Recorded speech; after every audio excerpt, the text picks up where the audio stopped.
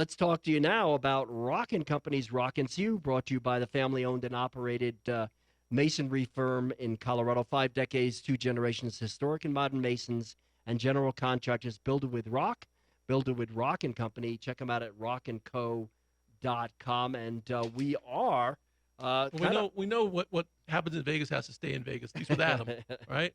Well, they wish that the performance that they had against Washington State would be broadcast nationally, and it was.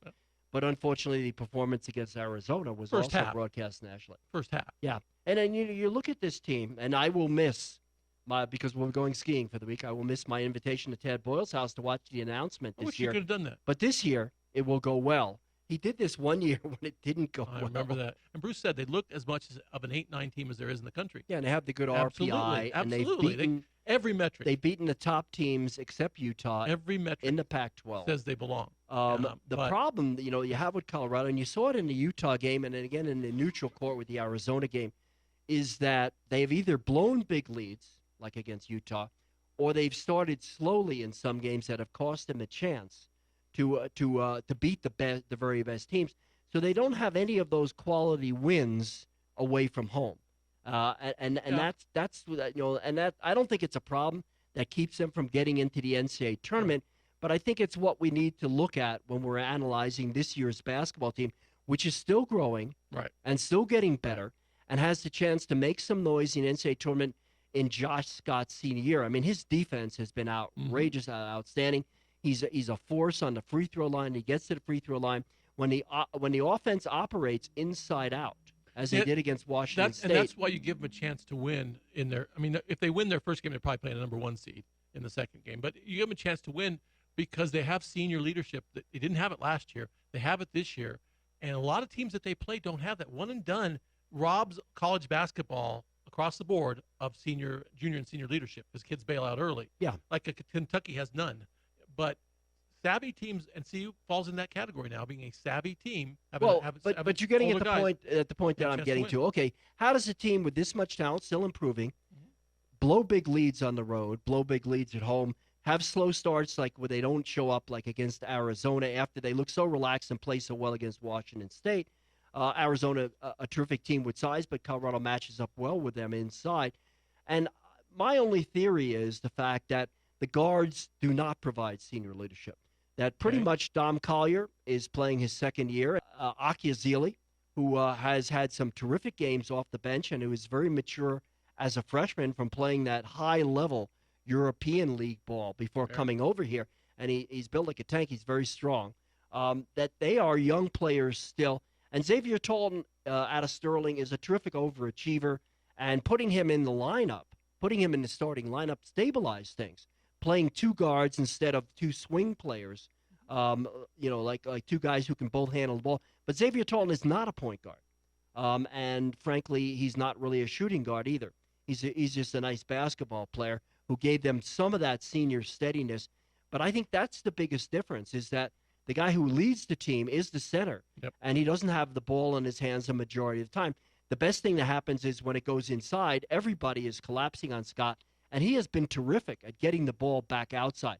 Something I saw Deron Davis of Overland do, one of the things I don't think I mentioned. His passing also, Deron Davis. That's a huge thing for a big man. He is really taken a step from last year. His feet are great, whatever. But back to CU, I think it's the guards. I think that's the reason why they're not realizing the potential of this team. Well, I mean, you got to take it with a grain of salt. When you say potential, I think everybody would have been happy to be in the year that said this is going to be a upper echelon Pac-12 team, and they're going to get an 8 seed in the NCAA tournament. Everybody would have been happy with that. True. That's fine. So it's been a good year. Don't misunderstand me. When you say potential, I think you want to see better, but you got to be pretty happy with what you have. Well, when you have a big lead at Utah on the road, when you have a team that can play straight up a talent, they turned out to be a much better team than Washington this year in the Pac-12.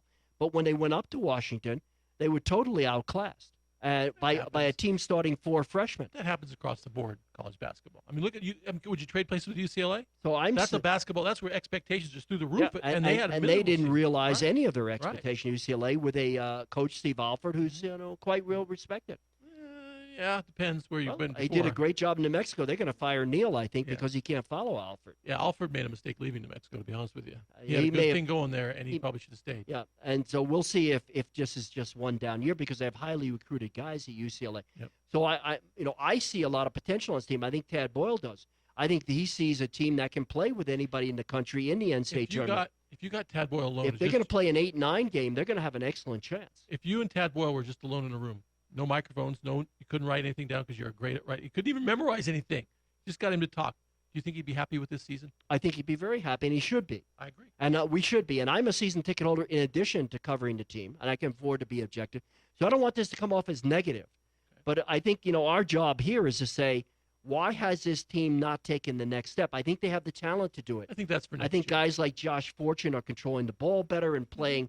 I've been talking about Josh Fortune since last year on this show and what he would bring to Colorado and how much they needed him last year. It was too bad he wasn't eligible. The only game I saw him play this year, you and I were at CSU to watch that game, and that was two different games. The first half and the second half were two totally different games. The first half, CU looked disjointed. They looked like they didn't know what they wanted to do. They were kind of overwhelmed by the circumstances. They came out at halftime. They were a totally different team. They said, we're getting the ball into our big guy, and they dominated CSU in the second half, and they just blew them away. And at that point, I said, okay, this team, are they great? No. Are they an NCAA tournament team? Absolutely. You can compete in the Pac-12. We talked about this before the year, Michael. You only are expected to kind of go 8-8 in your conference, right? If you win most of your non-conference games, you go 8-8 in your conference, you're in the NCAA after tournament. last year, they weren't expected to do that. Right. The points I made this year, though, this might be the right time to go over this. I said they had 4 steps. That the Pac-12 was broken up into the top of the Pac-12, right. 2 groups. That at the very top was Arizona, as usual, and Cal, who had the unbelievable recruiting class and a lot of experienced guards back. And they still, in my opinion, are the most talented team in the Pac-12. And they make the most noise in the NCAA tournament. But I said, this is a great shooting team. They have the chance to be that, especially if Fletcher returns to form. And yes, they were the top shooting team in the Pac-12, and Fletcher had a good second half. Yep. He didn't start the season as well as I've seen him shoot. I said Scott has to stay healthy.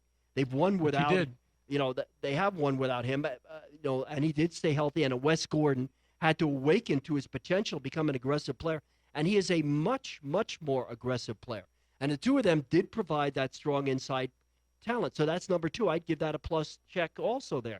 Dom Collier has to take over, give direction, either on his own or by committee with Akiazili and Talton. And Collier came back much stronger. His shooting is unbelievably good. He hits the three-pointer when they kick it back out. But that group and others have turned the ball over far too much, and that is the one point that is missing. And then the rule changes, the skill, pace, movement over a collision game has to help CU, and I think it did. Although you never know what the officiating is going to do in a particular game. And finally, the Iowa State model. The non-stars have to mature, become tough and smart. And that's where I saw that, and that's where I say I think Colorado could have done a little bit more were it not for the guard play, because George King is the most improved player award, Pac-12. Fletcher has been very good in the second half, and Fortune is a great addition. If I were a CU fan, I'd be very excited about the future. I'll just put it that way. I think this is a great step, and they got the right coach. Everything's in place. I'd be very happy about the future. And White comes in next year to lead this team, I think, also as well. He's the second best player in the program right now, sources say, although they lose Josh Scott. And that is our Rockin Company's Rockin CU. Family owned and operated in Colorado, 5 decades, 2 generations, historic and modern masons, general contractors, build it with rock and company.